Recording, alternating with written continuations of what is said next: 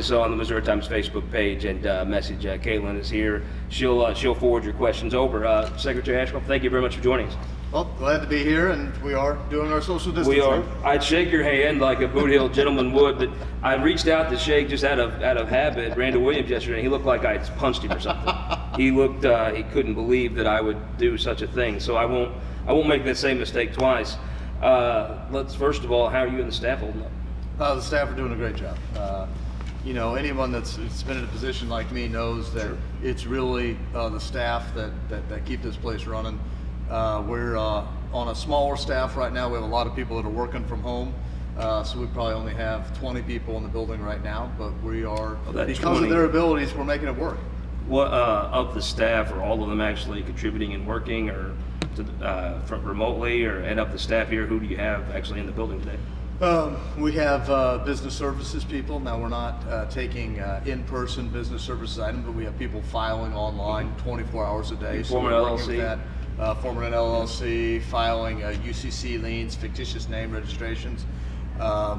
We have candidate filing. We're required to have candidate filing available till 5 o'clock, so we actually have in-person candidate filing. We have people doing that, but we're a slightly different process than you would have seen on the first day of filing to make sure that we keep everyone safe, we keep everyone distanced. But we're just continuing to do what we're doing. The libraries are continuing to work. They're doing a lot of video conferences with libraries to make sure that they're doing the right thing, that they're ready to, when this all ends, to open up. And we're hoping that libraries can really be a celebration when we get out of this kind of lockdown type atmosphere, and libraries can be a foundational rock on which we start to expand back the economy. We do job training, we help people start businesses, do things like that. So we're open for business, just not for walk-up business. So we're here right now. What room are we in here? This is the archives. Yeah.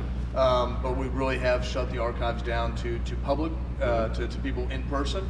A good portion of the archives is online.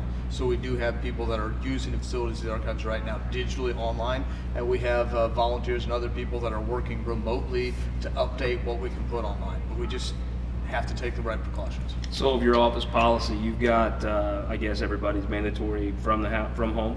Does the 20 people, are they here every day, or are they just the home staff? We have some ability to cycle people, so that this is the second week of doing this. I think time is different when you're dealing with this sort of situation. So the first week we had one set of people, and then the second week we have another set of people. Generally speaking, it depends on skills and what they can do. We didn't want to have people changing in the middle of the week. So we'd want to have a set of people come in for the entire week, then we shut the building down, have a couple of days where no one's in there. If there was any virus residue, it would die. We also are doing the disinfectant and the cleaning, and then we can bring in a next set of people the next week so that we don't have any transmission if there is anything between groups of people. So some people, that when filing closes today at 5, will they be able to go home? I think that we have other things in elections that need to be done. Yeah. So right now, if a candidate's filing for election, it's really our two co-directors, our Democrat director of elections and our Republican director of elections, that are doing that filing. We also have other things that we can prepare for. We have to prepare for certification of the presidential preference primary results. So they're probably going to be working on that when they're done with candidate filing today. Interesting. I see Elaine Gannon out there, and she's 6 feet roughly away from everyone. You've got it set up to where social distancing looks like it's being taken pretty seriously here. Yeah, we've got chairs spread out around our main room here because we thought there might be more people here for the last day of filing. We're no longer taking people up to the third floor for filing, where they have to walk past other offices and have other surfaces and people they might interact with. Before the last day of filing, we were just taking people into what's called the interpretive center, which you can really go into by avoiding the main part of this building to make sure that we are separating people and keeping people safe. Interesting thing. I think it's a great Missouri tradition. You have even the members of Congress, right, that sit in very high places. They come in person to the state capitol, to this building, and file, and that's like the opposite of social distancing. Everybody's right beside each other as they come through. It's a really neat tradition, and it's got a weird feel seeing people filing like you've got them set up now. You know, I love it. It's one of the most fun days I have as Secretary of State, is to see, we had, I don't know, roughly 400 people. I don't think we quite made 400 on the first day of filing this year, that don't just sit at home and complain, but they sign on the dotted line. In person. They know it's Yeah. going to be tough. They know it's going to be arduous. It's going to be work. They're going to miss time with their family. But they're not just complaining, they're doing something about it. Yeah. And everybody, regardless of whether or not you're running for the U.S. Senate or the Congress, or if you're running for state representative, you're coming here. And I think that's a great reflection on the idea that, first and foremost, we're Missourians. Yeah. And after that, we may be running for positions, but we are all Missourians. The first and thing I foremost. love about it is, I think it's a little bit humbling, which I think is never a bad thing for someone that serves the public. The person that's in the United States Senate, like your father, sits in this huge office in this beautiful buildings and walks into the well of the Senate and represents all 6 million Missourians, and the guy that just got ticked off about something, they both come to their state capitol, they sign, they pay their fee, they stand in line. I hope you never let that tradition change. I love it. I love it. I think it's a great thing. So speaking of tradition, let's get into other people's questions that are that'll be better than mine.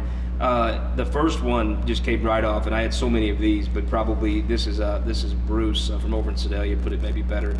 He just says, explain what in the world is going on with the elections first. What is the status of the April election? Okay, the election that was originally scheduled for April 7th will now be on June 2nd. Because of concerns of, those are the general municipal elections, so technically those are elections really that we don't really have anything to do with. But we try to provide resources and assist local election authorities in having those elections. Local election authorities were seeing concerns about having poll workers. They were seeing concerns about polling places no longer allowing them to use them. They were seeing citizens, residents that were concerned about whether or not it would be safe for them to vote. St. Louis County actually had reached out to the Eastern District Court of Appeals to have the date moved. They failed there.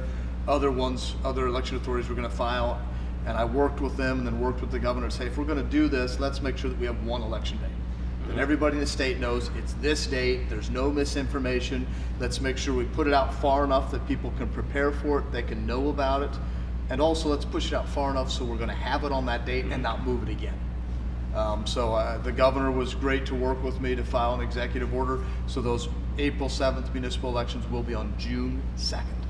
So currently, I had a question from a person on the Lee Summit School Board. If you were on the Lee Summit School Board, you would technically, if your term had ended and you didn't file, you're still serving until June? Generally speaking, that's true. There are some races, because of the number of spots and the number of candidates being equal and the population, if it's low enough, they didn't have to have an election for that position anyway. So if you weren't going to have the election, then that change can take place. But it's really fact specific. Anybody that has questions should feel free to go online to the Secretary of State's office, sos.mo.gov. Give us a call. We're happy to help them with that. When this is over, do you think you'll have some recommendation on to clean up the law? I mean, you can write every law you want. You can have very intelligent people do it. You're going to run into a crazy Asian virus that gives you a different look at the world. Will there be some suggestions you might have to make the process more straightforward? I think there will be. One thing that was just kind of at the top of our mind was, what if this had happened in August? Yeah. And then we had election authorities that were petitioning to move the date. I actually have no authority under current law to move an election date, but under the law, conceivably, you could have 116 different election dates for the August primary. Now, I'd like to think our courts wouldn't do that. I'm sure they wouldn't. But one of the things we've talked about is, should we change this so that the Secretary of State either has the ability to intervene and say, let's have one date, let's make sure that all the rules are the same for everybody. Yeah. Some of the things that have been talked about are on absentee ballots. We have different reasons. Reason number 2 is that you're unable to come and vote because you're of a sickness or a disability. Should we tweak that so that would clearly apply to individuals if you have a worldwide pandemic or something like that? Been in discussions with local election authorities weekly, if not more often, and have been in discussion with legislative leaders about that. None of that can be done by me individually. Yeah. The law is pretty specific, and I have to follow it. Speaking on this municipal election, there was a really cool question from Jim Layton from Twitter. Let's say you turn 18, May 15th. You wouldn't have been able to vote in a municipal election. Can you vote in June? No, under the governor's executive order, what we've done is we've just moved the election. We didn't want it. We already had voting that had started. Gotcha. So I think the worst thing you can do in an election is change the rules in the middle of it. Because then it looks like maybe you're trying to help someone or hurt someone. So we worked with the local election authorities, we worked with the governor, and said all we want to do is just take this election and move it to here. We did change really one or two things. We changed the time frame for being able to request an absentee ballot. We did move that back since the election and moved back. We thought that was a reasonable thing. We changed the time frame to move back when overseas voters could ask, like military personnel could ask for their ballot. So since the election had moved, we moved that date with it. But other than that, we've designed it so the election is just the same, it just happens on a different day. So another question was sent in from Donna and Jackson. There's a lot of these shelter-in-place orders that are indefinite, and I'm not sure that if you asked Sam Page today, he could give you an honest answer when it will be. Hypothetically, if the shelter-in-place order is still in effect in June, do you have to move it back again? You know, we are doing our planning is how do we make it happen with a shelter-in-place. I don't like the idea of moving an election in the first place. Sure. I felt like we had to because of the situation, and frankly, I couldn't control it. What we are planning is, our intention is to plan for it being worse than it is now. How do we make that election still go through? Because people need to know that the government is continuing to function in turbulent times. The government needs to kind of be that stability, and having elections, having them run well, and having people participate is part of that. So Kyle and Hannibal ask, is there a plan for vote by mail? Any plan to expand vote by mail would have to be done statutorily. The statutes are very clear that vote by mail can only be done under certain circumstances, and one of those circumstances is that eligibility to vote is determined by ownership of property. Obviously, we're not doing that for an August election, a municipal election. Way back like there, that. didn't No, we? no, we're not going to do that. So that's not something that I could do. What I would also point out is that's not something that can be turned on quickly, and that every county is ready to do.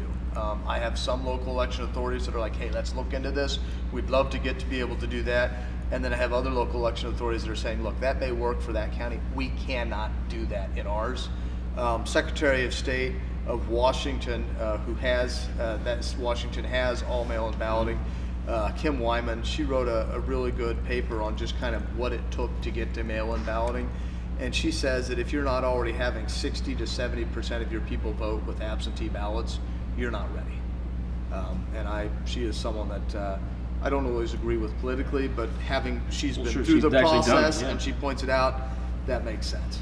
I looked down because I want to get this right. This is from Representative Peggy McGaugh, and I don't want to screw it up. She has a bill, it's HB 1761. It allows for absentee voting without an excuse, no fiscal note. She walks through that local election authorities have been doing this in counties without the authority to do so. Her bill has more rules about voting after passing out of the elections committee unanimously. If she wants to know what you think of that bill, if you're aware of it, and how that could be, maybe would have come in handy now. I am aware of it. Happy to discuss any legislation with legislators, although I would point out that before we can get any legislation passed, legislators have to come back. I always wondered, does somebody ask, I didn't get to ask Randall this, but if Cole County has no more than 2 people can gather at once, or 5 or whatever it is, can the legislature gather? Yes. Be interesting to see. Cole County cannot tell the state government how to function. There's a little hierarchy of priority there. Now, sometimes, though, the state government wants to tell the federal government how to function. That's always an interesting back and forth. Well, there's a difference there, Yeah. because states were pre-existent sovereigns before the federal government, but your local governments only have their authority because that authority is granted by the state. So this is from Carol in Columbia. She wants to know how your family's doing. Family's doing great. As I was telling you before we started, we have 4 kids. My wife is praying for sunny, dry days so the kids can go outside and run around when they're done with their homework and their chores. Rainy days are tougher on the family, but we're doing great. And when you look at the hardships that other people face, you look at people that have lost a dad, that have lost a brother, a sister, or a mom, we're doing great. Josh generally wanted to know how your father and mother are doing. They're doing well. They're on their farm. They built a house on the property they've had for 50 some odd years just north of Springfield. I think Dad's probably getting bored. I think he's probably fiddled around with everything he can on his farm, but he's doing a good job of I should say, physical distancing. One of my concerns is that we talk about social distancing when we ought to talk about physical distancing. I don't think now is a good time for us to be antisocial.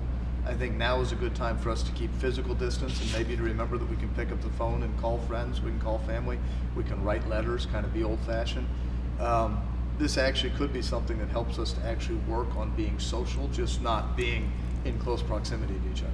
Your dad is obviously a very social person from the outside, and it would be, I would hate to be the person, the sheriff's deputy, that had to tell your dad he couldn't go somewhere. That'd be a challenging conversation. Sheriff's deputy will never have to do that because my mother will tell my father before the sheriff, and I'd be much more scared of standing up to my mother under that than having to have the sheriff's deputy come after me. So let's ask about the August primary. As of right now, I see people are filing for office the last Yes, day. yes. People can file till 5 o'clock, correct? Yep, but we are open for that, and we encourage people to get involved and participate. Is there any contingencies? I guess you're having to work on plans in case you have to move that. No. All of our contingencies are, how do we hold a valid, appropriate August election on the same date if things are worse than they are now? It was difficult for me to ask the governor to move the municipal elections. I just felt like it was a failure on my part. But The failure on your part have been, though, out of you telling people to social distance and then saying come to your polling place. I'm an engineer. Yeah. It's that's my training before I went to the dark side and went to law school and went into politics. As an engineer, I'm like, okay, there's a problem. We can find a way to make it work. We need to do that with the August elections. We're doing that.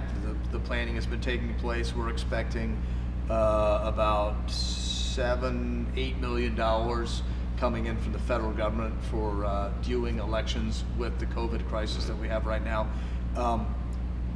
It's one thing to move municipal elections. It's another thing to move an August election. We're not going to do that. With the authority that I have, I will stand. Obviously, I can't stop it from happening if the governor wants to make it happen. But I will. My job is to make it happen and make it happen safely under whatever circumstances we have. So for the August primary, I heard from some folks in the governor's office you've been keeping very close tabs on if there was a shelter-in-place order. What would have been the plan? Would you have just paused filing and whatever date it lifted open? Or what would have been the plan if today the state's made it without a shelter-in-place order? If that wouldn't have been the case, what would have happened? I would just say that we stayed in contact. I'm on regular calls with the governor of the other statewides. That was not going to happen. And it never came up. I mean, even when I've talked to the governor and we've talked about potential things, and he's talked about, do we need to do this? Do we need to do that? There's never been this idea of us putting off candidate filing. There are some things of government that need to continue, and having people be a part of governing themselves has to continue. We don't mess with that. Well, Robbie and Megan asked, what's it been like working with the governor during the crisis? And I've heard you've been... I try to leave him alone, first and foremost. People ask me what I think, and the first thing I say is, I'm glad I'm not the governor. I'm glad that I'm just focused on the role that I have. But there have been a couple of times I've had to reach out. One was with moving the election. Been reaching out to him on some budget and some other things. This office has been great. Not only the governor picking up the phone right away, but getting a hold of his staff to talk about things. Yeah. They've been great. So if that would have happened, you'd had talks and you'd had some time to... Is that one of the things? And It was not going to happen. I've always thought this. When you go through something that really you couldn't have predicted, is that the kind of thing you look at? Okay, I've always found a responsible statewide office holder, an ambitious one, maybe look for ways around the statutes. Most of them, like you're on the tax commission, but you want to follow the statutes. Sometimes the statutes leave a lot of gray area, and sometimes they don't address it at all. Like maybe this is that something that might need to come, and when you review this crisis when it's over, say, well, maybe we need some guidance on how to handle this if it happens again. The statute does allow, I didn't talk about this a lot because I didn't want to get to this point, but the statute does allow for candidates to file that are in the military and unavailable to come in person, or also that have a physical disability. And that is approved by, they have a note from their doctor that certifies that they have that. Worst case scenario, I think we would have looked at that if the governor and you do have a shelter in place, and the law says you're not allowed to go register to vote, then I think we could have found a way to make that work. Not me individually, because I stay within the boundaries, but the governor has more authority under the emergency orders. But that was kind of the ace in the hole if we needed it. But as much as possible, we wanted to show normalcy. We wanted to show that there was a way to move forward. We're going to get through this turbulent times. We need to be the stability. Practically speaking, the majority of people file the first week or so, Yes. right? I mean, it's... I would say, just off the top of my head, we had just under 400 people file on day one. Yesterday we had about 15 file. Today we may have, we have had double digit, I believe, but I don't know that we'll be up to 20. So the vast majority have already filed, and we can set it up to where everyone's staying more than 6 feet away, where we're using the hand sanitizer, where even our individuals that are helping them. I mean, when you come to file right now, if you want to file, go right ahead. You walk in, you put your information down on the table, you step away, we have a place for you to step to, then our individuals walk up to the table, they're wearing gloves, they check the documentation, they grab it, and then they step away from the table, and then they read through it and explain what they're doing. So you're 12 or 15 feet away, and then they do, so there is a process and a procedure there to make sure that people can do it in a healthy and a sanitary way. If this were first day of filing, we would have had to go to more work. We would have worked with the parties to make that happen. Normally on the last day of filing, you'll see that the parties are here to take filing receipt, to get filing receipts so people can pay to file. They're not here. We are able under the law to take that filing receipt if people need to give it to us. If they give us by check, we can't take cash. So we've worked with them to make sure that we could have a process. That sort of thing we can make work because the volume of people just isn't that much. There are ways to do it as an engineer if you're looking at logistics and how you queue people. You just have to plan it, and you have to not get caught up in the moment, but say, okay, what do we actually need to do to make this process happen? Break it down into individual steps, and then how do we deal with each one of those? Charlie and Apache Flats, which is essentially like West Jeff City, right? I know where Apache Flats is. It's where the softball House of fields. Arkansas always was when I was growing up. Well, I know that's where the softball fields Yep. are essentially, and Obies, of course. But he wanted to know, will you give a projection on turnout? And in a normal situation, how do people put those projections together? The turnouts are really created by the local election authorities. They have to do that as a part of what they do in buying and purchasing and printing of ballots. Mm-hmm. So what our office does is we take in all those turnout projections, and then we can say, well, St. Louis County normally has this percentage, so we can weigh them and average them, and then give out a full turnout. We have a procedure. Normally they go off history. Yes. Those But interesting. there's not a whole lot of history to go off from here. But what I will say is, the presidential preference primary, it wasn't quite the same situation, but people were already concerned about coronavirus. They were already social distancing and taking concerns about that. In the three other presidential preference primaries that we had we had never broken. We were about 24.5% turnout. So What do you attribute that to? I think people understand how important it is to vote. I think that you have a lot of excitement on one side because you were starting to take down from, I don't know how many people filed originally on the Democrat side, but you were getting down to where it really was going to decide who that individual was. I think that helped. And then I think on the other side, you have a lot of people that just wanted to get out and show that they supported the incumbent president on the Republican side. So I was really gratified by that. That was it. Now, having said that, that means that 3/4 of the people that could have voted didn't. But still, it's more than. But that was far more than we had normally had in that situation, and I thought that was great. That was people saying, that was Missourians, and that's what Missourians from the heartland. That was Missourians saying, look, it's a tough time, it's a weird time, but we're going to do what we need to do, and we're going to get it done. And I appreciate that. But there's a cynicism that maybe the Show Me State got its moniker from some of that. About politicians, people in government. But I do think when there's a crisis like this, and I think sometimes people are tempted to not take government seriously. But when there's a crisis, I think I've noticed people take it much. They view it very differently than they might have otherwise. I hope so. I think you've seen, for the most part, I think there's been less politicalization of a lot of things recently. It's not all gone; it never will be. But I think this is